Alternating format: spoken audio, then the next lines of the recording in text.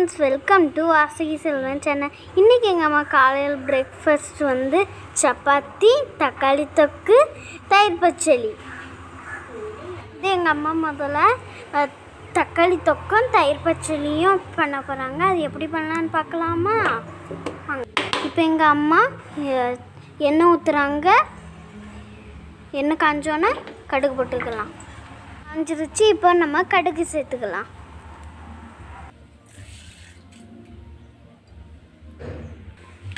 நல்லா பொரிஞ்சிருச்சு. இப்போ நம்ம கருவேப்பிலை சேர்த்துக்கலாம். இப்போ நம்ம பொடியாக நறுக்கி வச்ச வெங்காயத்தை சேர்த்துக்கலாம். ஒரு மீடியம் சைஸ் 2 பெரிய வெங்காயம் கட் பண்ணி வச்சுருக்கேன். அதை நான் இப்போ சேர்த்து நல்லா வதக்கிக்கலாம்.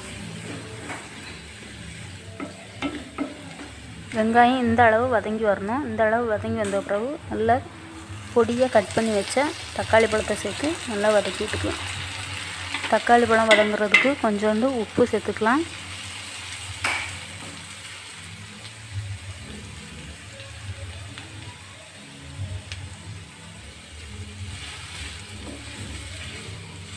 ஒரு பிஞ்ச் அளவு மஞ்சள் தூள் போட்டு நம்ம என்ன பண்ணிக்கலாம், வதக்கி எடுத்துக்கலாம். உப்பு மஞ்சள் தூள் போடும்போது தக்காளி பழம் சீக்கிரம் வேகும். தக்காளி பழம் வேகக்கூடிய இந்த கேப்பில் நம்ம தயிர் பச்சடி செஞ்சுக்கலாம். பச்சடி செய்யறதுக்கு முதல்ல தயிர் எடுத்துக்கலாம். தயிர் இது வந்து வீட்டில் செஞ்ச தயிர், கடையில் வாங்கினதில்லை. தயிர் பச்சடிக்கு தேவையான அளவு தயிர் எடுத்துக்கலாம். கொஞ்சம் தயிர் நான் தனியாக எடுத்து வச்சுருக்கேன். அது எதுக்குன்னா அடுத்தால உரம் ஊற்றுறதுக்காக நான் எடுத்து வச்சுருக்கேன். இப்போ நம்ம அதை தயிரை நல்லா கடைஞ்சி விட்டுட்டு நம்ம கட் பண்ணி வச்சுருக்க ஆனியனை அது கூட போட்டு மிக்ஸ் பண்ணி தேவையான அளவு உப்பு சேர்த்து கலந்து வச்சிடணும். அவ்வளோந்தான்.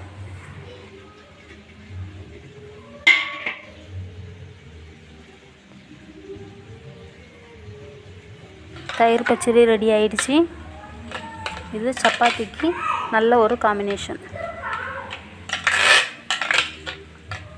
இப்போ நம்ம தக்காளி தொக்குக்கு தேவையான மசாலா ஐட்டம் எல்லாம் சேர்த்துக்கலாம். 1/2 ஸ்பூன் மிளகாய்த்தூள், 1 ஸ்பூன் மல்லித்தூள், 1 ஸ்பூன் சாம்பார் பொடி, இவ்வளவும் சேர்த்து நான் நல்லா மிக்ஸ் பண்ணி விட்டுருக்கேன்.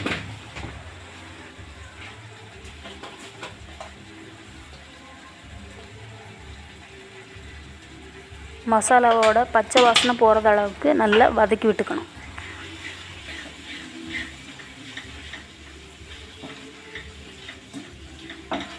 இந்த கேப்பில் எங்கள் வீட்டில் வளர்க்கக்கூடிய முயல் எல்லாத்தையும் நம்ம இப்போ பார்த்துடலாம்.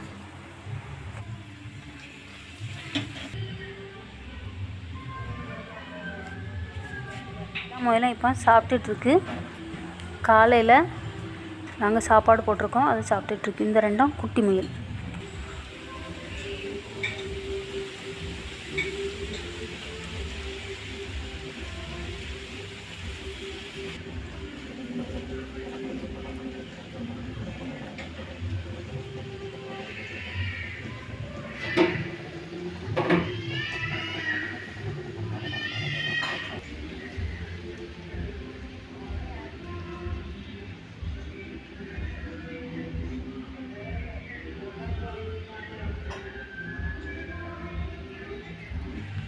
இப்போ நம்ம தக்காளி தொக்கு நல்லா ரெடி ஆகிடுச்சு. நல்லா எண்ணெய் பிரிஞ்சு வந்துருச்சு பாருங்கள்.